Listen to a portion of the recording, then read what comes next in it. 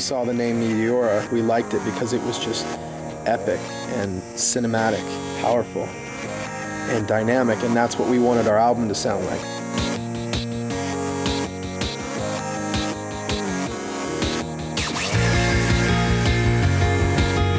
Meteora is actually a series of rock formations in Greece, and on top of these rocks, some monasteries were built centuries and centuries ago. And when you look at the pictures, they're quite unbelievable in that you have no idea how they actually got these structures built on top of these rocks and how anyone ever got up there. But the pictures were just breathtaking and epic, and they inspired us to try to create sonically what we were seeing visually.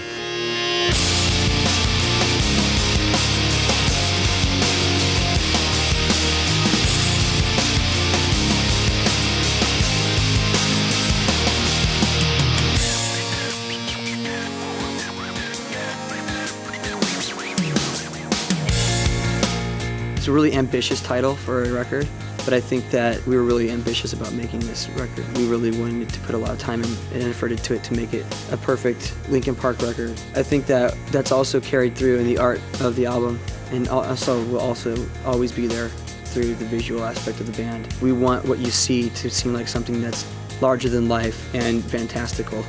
I think that the parallel between our music and our artwork has always been there, you know, even with Hybrid Theory. The idea of bringing heavy elements and softer elements of music together was represented through the visual art of the album with the Soldier and the Dragonfly Wings. The really hard, jaded looks with the really soft, frail touches is something that we like to do. We're even going further with this one. One of the ways that we wanted to tie everything together was through the idea of a work in progress. People don't usually get to see how an album is made or how the whole thing that they're holding is put together. They just get the CD and it's like it fell out of the sky. They listen to it and there it is. So that's it. That's all there is to it. In our case, we wanted to show people all the stuff that goes into that, because I think that stuff is just as interesting and sometimes maybe even more interesting than the actual finished product. The idea really wasn't about representing what the music is, but kind of representing what the process is. And so we focused our attention toward the process and rather than what the music is, because I think our music will speak for itself. And now we want to focus on a different aspect of what we're doing.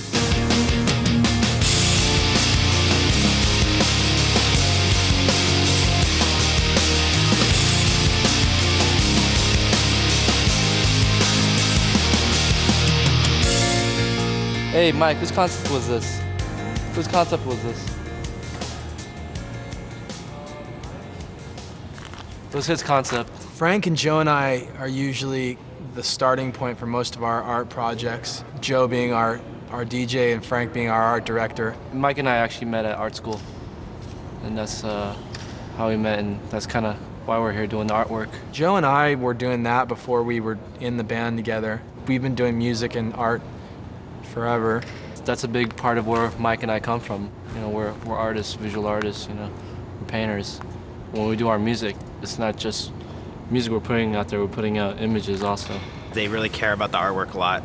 They cared on the first record, and they care more now, and I just think it worked for them. A lot of bands don't really care, a lot of labels don't care, but these guys happen to really respect what all of us do, what they do, and they want to, you know, have some cool stuff. So whenever we have something come up like this, we always really want to be part of it because it's a lot of fun for us. We get to do something that we like doing. We have to do stuff like this to justify us going to art school. Art school is expensive. We were working on the new album and we're working on Reanimation at the same time. We knew we were going to really have to get started with the artwork because we were kind of pushing everything at really fast speeds, trying to get everything together really quickly. Doing it this way is new, you know. And it's cool because, you know, we've been in the studio and touring for the past couple years, so it's cool to actually like create an excuse to get out of that situation and create artwork. We wanted to get them out as soon as possible. So that being the case, we knew that we needed to get a head start on the art. And the best way to do that, in our minds, was to do kind of a production piece, kind of something big that Frank, our art director, could kind of take and manipulate. What's happening today here isn't necessarily going to be what ends up being the album cover or anything in specific, but I'll just basically try to make sense out of everything and maybe collage some things together. This is like the first step in an evolution of the process. I think basically what we're looking for is just to capture little photos and document it somehow. You know, we'll have to take a look at it, and I think James is kind of in the process of shooting snippets of things. You know, I'd like to get lots of little details of things. We'll also shoot the whole thing as a whole, get some great shots of that, and just kind of see how it makes sense. You know, this stuff might find its way in the back of lyrics or as an ad. This stuff will have a lot of uses. Start off, Boris, just give me your name. Boris. We were looking through some books to see who we wanted to work with, and Delta's portfolio came across, you know, in the mail. My graffiti name's Delta. I got an email like, you feel like doing this, and yeah, I thought it was cool. We've been big fans of his for years, so it's cool to be able to finally work with him. There was a photo of him just kind of like halfway finished with a piece that we thought, this is exactly what we want to do. Something that really embodied where we're at, whether it's music or art or whatever. Boris is not just a graffiti guy.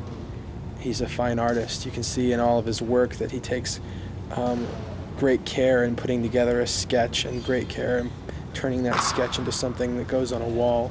I don't really feel like being a graffiti artist. I mean, that's my background, like graffiti, and I incorporated a lot of other different stuff in it. I studied product design, university, like industrial design engineering. And while in university, at one point I thought, hey, wait, maybe I can design letters as being objects, like stuff you can hold.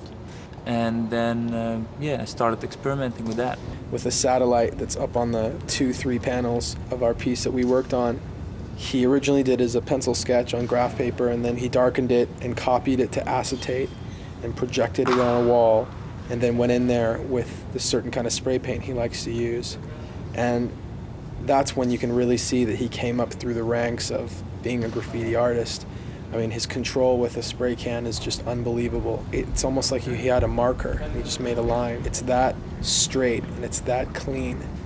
And there's no like fuzzy edges or anything. He just gets up there and uses it like an extension of his own hand. Well, I knew it was going to be like 4 panels. I thought they'd be a lot smaller, but it's nice that they're big actually. And I brought a big pack of sketches with me, and we discussed like, all right, well, what shall we do? And Frank, the art director, had some ideas like, yeah, maybe this and that. I always kind of have some idea, you know, I cut stencils and bring some Xeroxes and bring some stuff, but I don't know exactly how it's going to end up. Especially when you're working with 3 other artists, you're going to be going over top of somebody's stuff and, you know, working with someone's stuff. It's kind of a process-oriented thing. A little bit of pre-planning, but mostly it's just free form. We knew we wanted to put Boris's city, almost this cubist cityscape thing, as the main element that ties all 4 panels together, and then everybody else's work will kind of just live around that. I don't know what it is. Yeah, the stuff I do tends to come out kind of evil. I guess I got some evilness in me. My stuff is more like a little more sinister than what Mike does, and Delta's got that, you know, the whole dimensional thing going on, which no one can really compete with. And Frank, his like collage stuff, man, is just gritty and raw, and it's like, it's got a lot of vibe to it. We used everything from spray paint to house paints, acrylics, Xeroxes, wheat paste on the Xeroxes, pretty much everything. The point when we